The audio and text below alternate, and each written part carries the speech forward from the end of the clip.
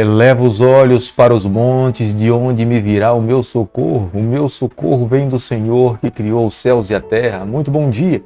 Com essas palavras bíblicas nós começamos mais um dia. Nossa fé se fundamenta exclusivamente na pessoa do nosso Salvador, Criador dos céus e da terra.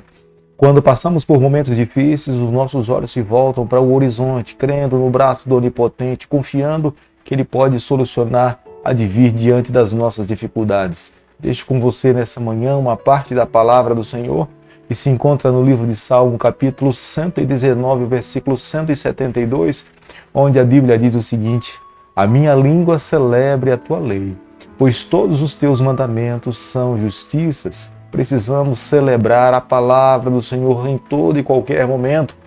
Foi com a palavra do Senhor na boca que Jesus Cristo repreendeu o seu adversário. Portanto, hoje nós precisamos aprender. Deve ser também com a palavra de Deus no nosso coração que devemos marchar a cada dia, confiante na vitória que alcançaremos pelos méritos do nosso Salvador Jesus Cristo. Cada dia, nesse canal, nós estudamos um capítulo da palavra do Senhor. E nessa manhã eu convido você a ter nas mãos a palavra de Deus no livro de Jó, capítulo 38, o verso 1 e o verso 2.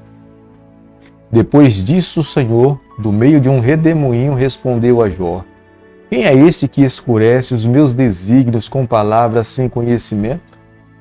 Se Jó pudesse ter a compreensão que nós temos hoje a respeito do grande conflito, tenho certeza que ele não teria passado por tamanho sofrimento.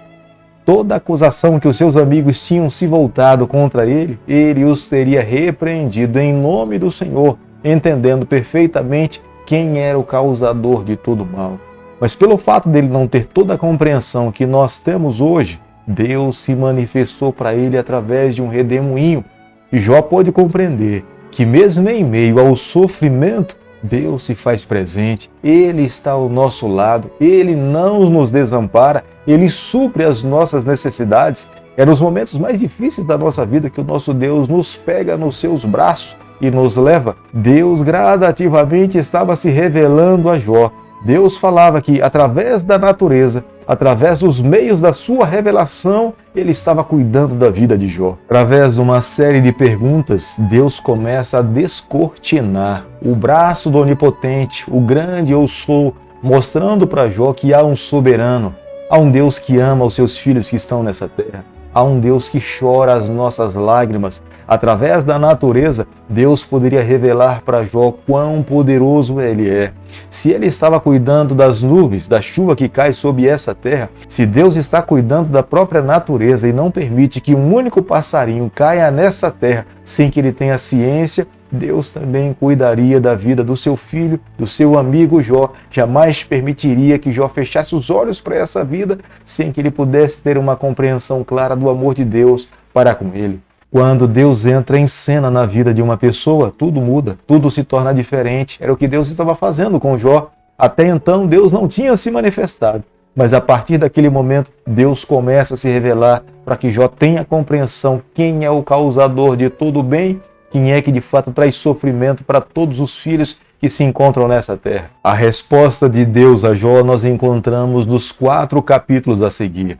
Apenas uma pequena interrupção no capítulo 40, do verso 3 ao verso 7, é uma confissão que Jó faz a Deus. Mas todos os outros conteúdos dentro desses 4 capítulos é Deus se revelando para Jó, manifestando o seu poder sobre a natureza e sobre esse planeta. O objetivo de Deus é abrir os olhos para que ele possa compreender o braço do Onipotente, a magnitude desse Deus criador de todas as coisas. Deus não corrige Jó imediatamente. O objetivo de Deus é ampliar a visão de Jó.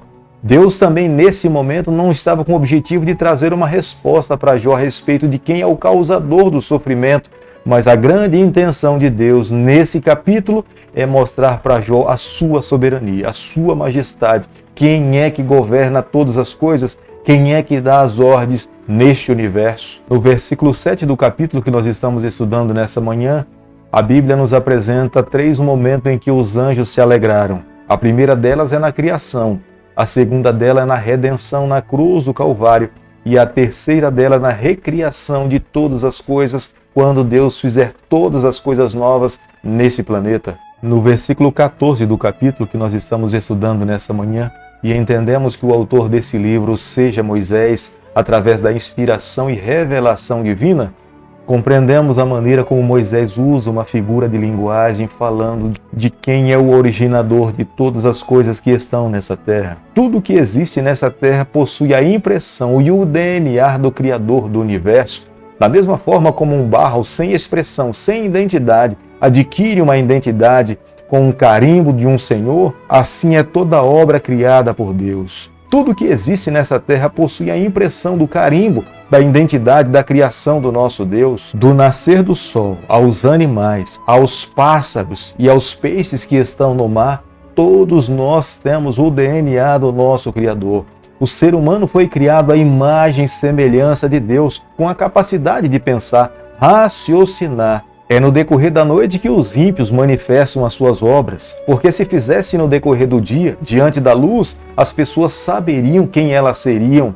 Os seus maus desígnios fazem eles fugir da luz do dia e viver a sua vida no período da noite. Embora essas pessoas consigam esconder da sociedade quem eles são, a sua própria identidade, mas essas pessoas não conseguem esconder do Criador do universo. Deus sabe de todas as coisas. Ele é soberano, Ele é magnífico, Ele é Criador. Ele um dia irá trazer juízo todas as obras que os seres humanos praticaram nesse mundo. Jó capítulo 38, versículo 22, a Bíblia diz o seguinte: Acaso entraste nos depósitos da neve e viste os tesouros da saraiva? Na verdade, os fenômenos naturais da natureza eram uma incógnita para todas as pessoas que viviam nesse mundo. Poderia ser até para os próprios cientistas, como muitas coisas ainda não foram trazidas à luz da ciência. Mas nós precisamos compreender uma coisa: já naquela época, Jó tinha plena compreensão de uma verdade: nada fica escondido aos olhos do Senhor. Se Ele é Criador, se Ele é o Pai da natureza, se Ele é o originador de todas as coisas, todas as verdades contidas na ciência, na natureza, estão reveladas diante do braço do Onipotente. Deus é conhecedor de tudo. É o próprio Jó deitado na sua tenda, olhando para o céu, vendo as constelações, as estrelas que estão no céu. Ele consegue ter um entendimento que todas elas são mantidas no espaço simplesmente pela palavra do Senhor. A ordem de Deus é soberana sobre todos os astros. Ele é capaz de guiar cada astro na sua devida rota, sem que eles se choquem dentro do universo. Alguns astrônomos acreditam que essas declarações de Jó nesse capítulo, ele está se referindo ao cinturão de Órion. Embora aparentemente elas estejam próximas de nós, no céu, essas estrelas não são membros de um aglomerado de Pleiades. Na verdade, elas estão viajando a uma grande velocidade em direções opostas. A segunda estrela grande mencionada por Jó, segundo os astrônomos, é a estrela da alva, a estrela da manhã. Elas formam um cinturão ao redor do Equador e assim marcam um caminho pelo qual o Sol aparece em um circuito longo que percorre um período de aproximadamente 365 dias, um período de um ano. E no versículo 36 nós nos deparamos com a expressão de Jó, meteoro. Podemos observar que desde a época de Jó, há muito tempo atrás, o ser humano já era observador do céu, dos astros celestiais, muitas vezes sem resposta, mas Jó conseguia compreender e entender que Deus é soberano criador, é Ele que governa, é Ele que rege todas as nações e o universo também. As nuvens aos olhos de Jó é como a areia do mar, não podemos enumerar, mas todas elas são governadas por Deus, são colocadas no seu devido lugar, pelo dedo e o braço do Criador de todas as coisas. Jó tinha plena compreensão que nenhuma gota d'água caía nessa terra sobre o solo duro e fértil desse planeta sem que recebesse a permissão de Deus. Tudo o que acontece nessa terra é mediante a ordem e o olhar do Criador de todas as coisas. É como um agricultor, nada acontece na sua horta, na sua fazenda, sem que ele permita. E Jó chega a tamanha compreensão. Tudo o que acontece nesse mundo, tudo que se dá nessa terra tem a direção de Deus, o olhar do Senhor e a guia divina. Querido amigo, nessa manhã, ao chegarmos ao final do estudo do capítulo 38 do livro de Jó, eu e você, nós precisamos chegar à seguinte compreensão. Hoje nós precisamos ter mais fé do que resposta das perguntas que nós temos nesse mundo. Quantas vezes nós somos prejudicados diante de tantas perguntas que temos? mas não conseguimos manter a nossa fé no braço do Onipotente. Jó vivia uma outra realidade. Jó conseguia se manter mais seguro no Senhor do que estar em busca de tantas respostas. O que nós precisamos a cada dia é ter um encontro pessoal com o Criador do Universo. Não podemos limitar apenas ter um conhecimento a respeito dele, mas nós precisamos a cada dia nos submeter à sua vontade. Quando nós olhamos para a vida de Jó, compreendemos o que fez Jó superar todos os momentos difíceis da sua vida foi um relacionamento sólido com o seu Deus. No vale da sombra da morte, Jó conseguia compreender e enxergar o braço do Onipotente ao seu lado. É por isso que nessa manhã, nesse momento, eu convido a você. Vamos submeter a nossa vontade a Deus, vamos abrir o nosso coração, que sejamos alunos na escola do nosso Salvador, que possamos a cada dia permitir que Ele conduza a nossa vida. Se nós, a cada encontro desse, permitirmos que o nosso coração gradativamente seja mais de Deus, sempre mais, nós seremos do Senhor e estaremos prontos para viver as experiências de Deus nessa terra.